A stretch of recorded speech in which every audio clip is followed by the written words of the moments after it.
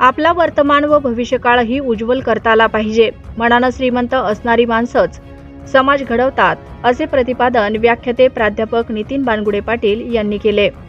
ते जिंतूर तालुका मराठी पत्रकार संघ यांच्याकडून गुरुवार दिनांक 11 जानेवारी रोजी शहरातील जुनी मुन्सिपी येथे आयोजित चला भविष्यावर बोलू काही कार्यक्रमात पाटील बोलत होते. शिवरायांकडून कसे जगावे हे शिकावे, तर संभाजीराजांकडून कसे मरावे हे शिकावे. प्रतिकूल परिस्थिती अनुकूल कशी करावी हे छत्रपती संभाजीराजांचे चरित्र अभ्यासले की लक्षात येते.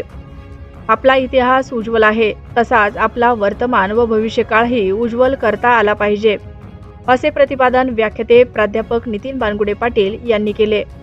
या कार्यक्रमाच्या अध्यक्षस्थानी आमदार मेघना बोर्डीकर, प्रमुख पाहुणे मुकुंद सावजी कळमकर, प्राचार्य श्रीधर भोंबे, प्राचार्य आर.टी. पाचकोरियड, मनोज सारडा, रमण तोष्णीवाल, ॲडव्होकेट गोपाळ रोकडे, ॲडव्होकेट विनोद राठोड, सचिन देवकर, सत्यनारायण शर्मा, देवेंद्र भुरे, गजानन वराड, प्रिया देशमुख, कृपा चौधरी, मुफ्ती कलीम बेग मिर्झा यांच्यासह विविध क्षेत्रातील मान्यवरांची उपस्थिती व्यासपीठावर यावेळी होती.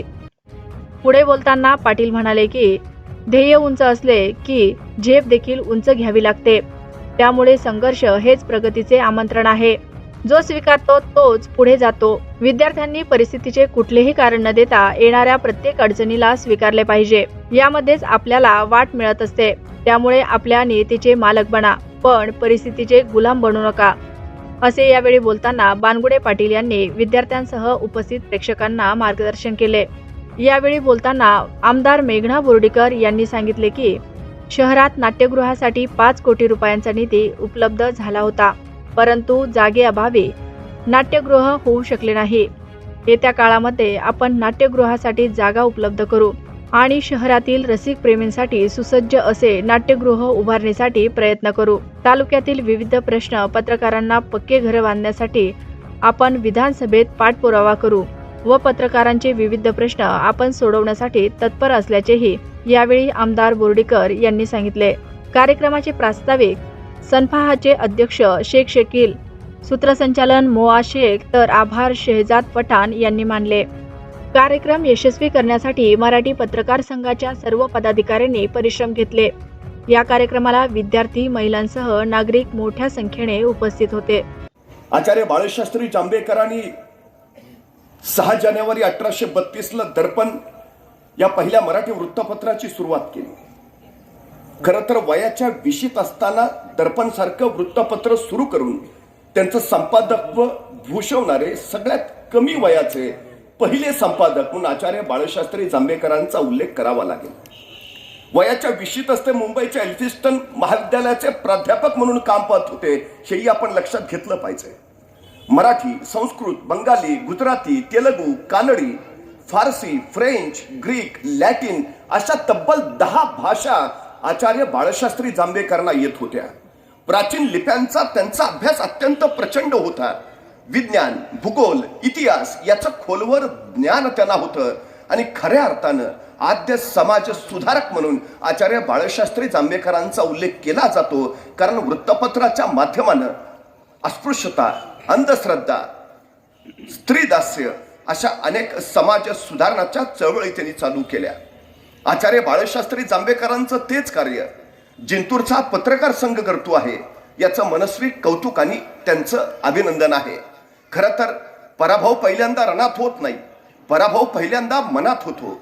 जी माणसं मनानं पराभूत असतात ती रणात जिंकूच शकत नाहीत, आणि जी माणसं मनानं जिंकलेली असतात ती रणात पराभूतच होत नाहीत. ही सगळ्यात मोठी वस्तुस्थिती आहे. रण कुठलंही असो, ते जिंकायचं असेल तर पहिल्यांदा मन जिंकणं महत्वाचं. वर्धमानाने उभ्या आयुष्यात एकही लढाई केली नाही तरी आम्ही त्यांना महावीर म्हणतो. याचं कारण जो रण जिंकतो तो वीर आणि जो मन जिंकतो तो महावीर, ही सगळ्यात मोठी संकल्पना आहे. ती मन जागृत करण्याचं, मन घडवण्याचं काम पत्रकार संघाच्या माध्यमाने होत आहे. ही सगळ्यात मोठी गोष्ट आहे. खरं तर एक गोष्ट आपण लक्षात घेतली पाहिजे. मला आल्यावर विषय मी पाहिला की भूमिगत रेल्वे स्टेशन मध्ये झालेल्या बॉम्बस्फोटाची त्यात मृत्यू पडलेल्या व्यक्तींची, अपघाताच्या कारण मीमांसेची सगळी सविस्तर बातमी छापून येईल. लंडन मधली सगळी वृत्तपत्र पहिल्या पानावर याच बॉम्बस्फोटाची बातमी छापतील. या अपेक्षेनं दुसऱ्या दिवशी सकाळी एपीजे अब्दुल कलामांनी लंडनची सगळी वृत्तपत्र पाहिली. त्यांना आश्चर्याचा धक्का बसला. भूमिगत रेल्वे स्टेशन मध्ये झालेल्या बॉम्बस्फोटाची बातमी कुठल्याही वृत्तपत्रानं पहिल्या पानावर छापली नव्हती. ती 24व्या 25व्या पानावर एका छोट्याशा कोपऱ्यात दिली होती. मग त्या दिवसाच्या लंडनच्या वृत्तपत्रामध्ये पहिल्या पानावर काय होतं तर लंडनच्या शेजारच्या खेडेगावातल्या एका तरुण शेतकऱ्यानं आपल्या शेतामध्ये केलेल्या प्रयोगाची सगळी माहिती लंडनच्या पहिल्या पानावर छापली होती. एपीजे अब्दुल कलाम असं म्हणतात की ज्या दिवशी माझ्या देशातली पत्रकारिता हे साध्य करेल त्या दिवशी माझा देश महासत्ता होईल. हे आम्ही पहिलं लक्षात ठेवलं पाहिजे. दुर्दैवानं नकारात्मक बातम्या पहिल्या पानावर आणि सकारात्मक बातम्यांना कुठेतरी कोपऱ्यात स्थान, ही पत्रकारिता समाजाला दिशा देणारी नव्हे हे आपण लक्षात घेतलं पाहिजे. त्यामुळे समाजाला सकारात्मकतेकडे नेण्याचं आणि समाजाला मार्गदर्शन करण्याचं सामर्थ्य पत्रकारांमध्ये आहे. आपण समाजाला भविष्याच्या दिशेने नेताना त्या जाणीवेनंच पुढे नेलं पाहिजे. ही सगळ्यात महत्वाची गरज आहे. आपण एक गोष्ट लक्षात घेतली पाहिजे, भविष्याचा ज्यावेळी आपण विचार करतो त्यावेळी आजचा वर्तमान सुद्धा आपल्यासाठी तितकाच महत्व